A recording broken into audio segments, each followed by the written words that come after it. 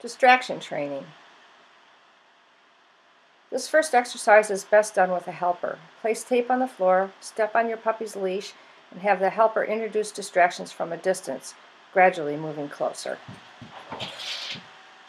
Do not instruct your puppy, but treat your puppy for staying on your side of the tape. Henry's done this exercise many times, and I didn't have a helper, so I did this myself to demonstrate. The leash should be long enough so he can get past the line, but not very far. You don't want to start out with a big distraction like a rolling ball like this, but because Henry's done this exercise, I knew that I could do it. You can see he's responding pretty quickly to my treats.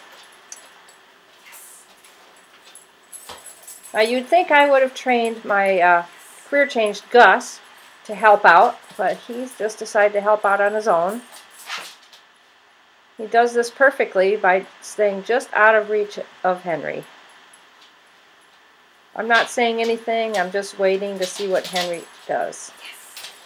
When he comes back to me, I reward him, and I reward him at my left leg to try to encourage him to always return to heel position.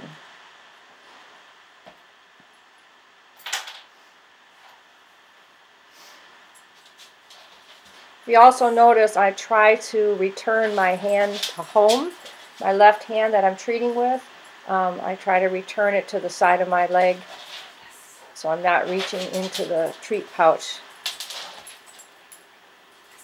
as a lure or a bribe. Now I'm going to up the ante a little bit with this squirrel toy.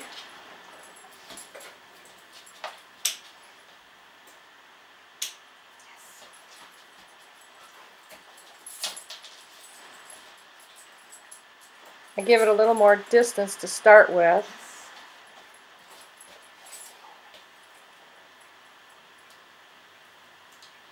And bring it a little closer as Henry demonstrates self-control.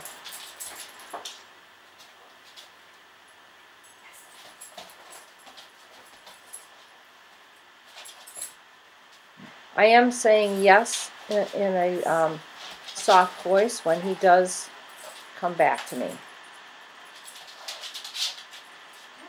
A little bit much there, so I stopped the movement. We want to train our puppies and help them succeed so they don't get frustrated. Very good.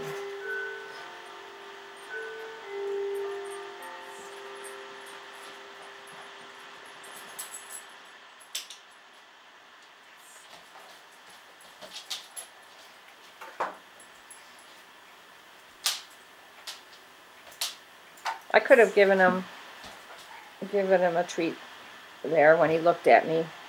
He's not even moving toward it anymore.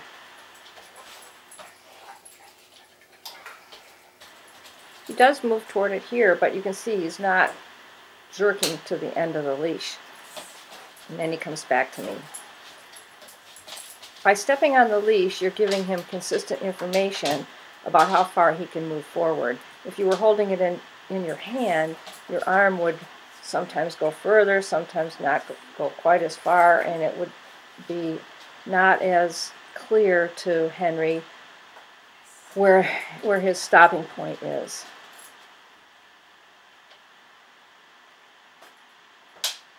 I'm adding a little more motion and coming closer, but he's figured out he just needs to stand behind the line to get treats.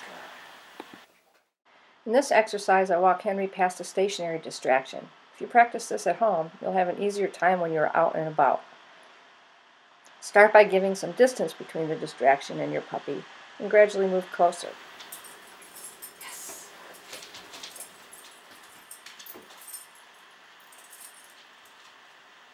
As you can see, I start out by keeping myself between Henry and the distraction. Again, to give my puppy the best chance of success. If your puppy looks at or goes toward the distraction, Don't say anything, just stop and wait for them to turn their attention back to you and reward that. Yes.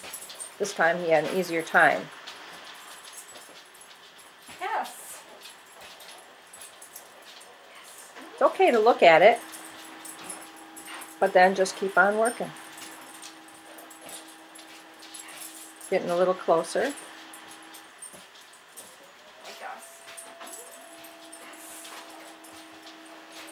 If you're wondering if you can train one dog while another dog is watching, you can. Gus is staying on his mat, and I give him a treat now and again as I go by. Much closer that time. You can see how Henry looked at me right away.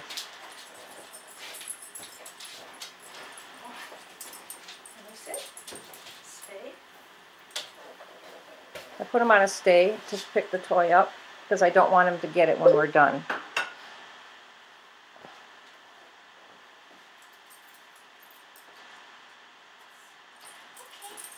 I release him with an okay. It's interesting, he goes right to the counter to check the toy out. So I use this as a training time too, and I wait to see what he does and reward him when he turns back to me. I don't tell him to leave it.